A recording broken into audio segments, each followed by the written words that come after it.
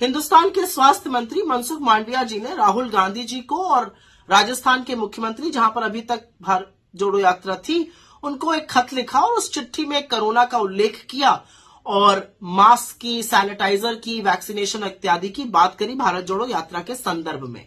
पते की बात यह है कि ये चिट्ठी मनसुख मांडविया जी ने उस पत्र पर आधारित करी है जो भाजपा के राजस्थान के सांसद पीपी चौधरी जी ने स्वास्थ्य मंत्री को लिखा था और कोरोना का और भारत जोड़ो यात्रा के संदर्भ में कुछ चिंताएं जाहिर करी थी। तो पहली बात तो चिट्ठी भी भाजपा के सांसद के आधार पर लिखी गई है और वो प्रेषित कर दी गई है आगे। हम बहुत अभिभूत हैं आपकी चिंताओं को देखकर, लेकिन हम उसी स्वर में आपसे यह भी पूछना चाहते हैं कि क्या यही आईना, क्या यही चिंता मोदी जी को भी बताई गई है? क्योंकि 2 दिन पहले तो वो त्रिपुरा में रैली कर रहे थे, ठीक ठाक भीड़ भी आ गई थी। तो क्या वहां पे कोरोना नहीं फैलेगा क्योंकि वहां पे महामानव चले गए? पहली बात। दूसरी बात, और मैं ये बड़ी जरूरी बात आपसे करना चाह रही हूं कि क्या हिंदुस्तान में कोरोना को लेकर कोई नए प्रोटोकॉल बनाए जा रहे हैं? क्योंकि अभी तक तो आप लोग अपनी पीठ ठोक के और सीना ठोक तान के कहते थे कि कोरोना पर हमने विजय पा ली। आज कहीं कोई नियम कानून ही नहीं है, चाहे प्लेन हो, चाहे ट्रेन हो, चाहे सार्वजनिक जगह हो, बिना मास्क के लोग आराम से घूम रहे हैं। इसका मतलब कोरोना नियंत्रण में है।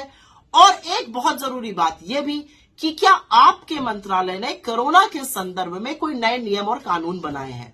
खैर, यह आईना तो आपको भाजपा को भी दिखाना चाहिए, लेकिन जैसा कि अपेक्षित था, सरकार ने माहौल बनाने का काम किया और तुरंत चरण चुंबक चैनल्स और एंकर्स लगातार जुट गए कि कोरोना कितना बड़ा खतरा बन के खड़ा है।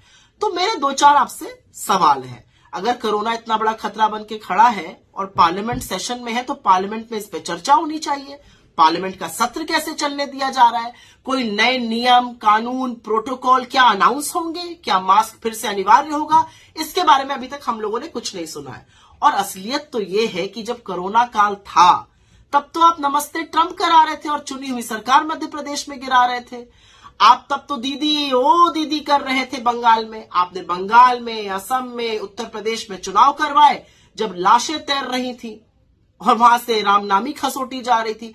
अब आपको कोरोना की चिंता याद आ गई। ये कुछ नहीं है, ये भारत जोड़ो यात्रा को देखकर भारतीय जनता पार्टी की अंदर की जलन और द्वेष है। लेकिन आप कुछ भी कर लीजिए, कितनी भी बाधाएं लगाने का काम करिए, जो अपूर्व जन स्नेह और जन समर्थन हमें मिल रहा है, उसके बारे में आप कुछ कर नहीं पाइएगा, ये याद रखिएगा। मैं सिर्फ इतना कहना चाहती हूं, संविधान की शपथ लेकर आप एक मंत्री बने हैं, भाजपा के इशारों पर नाचने वाली कठपुतली मात्र बन के मत रह जाइए। भारत जोड़ो यात्रा को कोई ताकत रोक नहीं सकती है।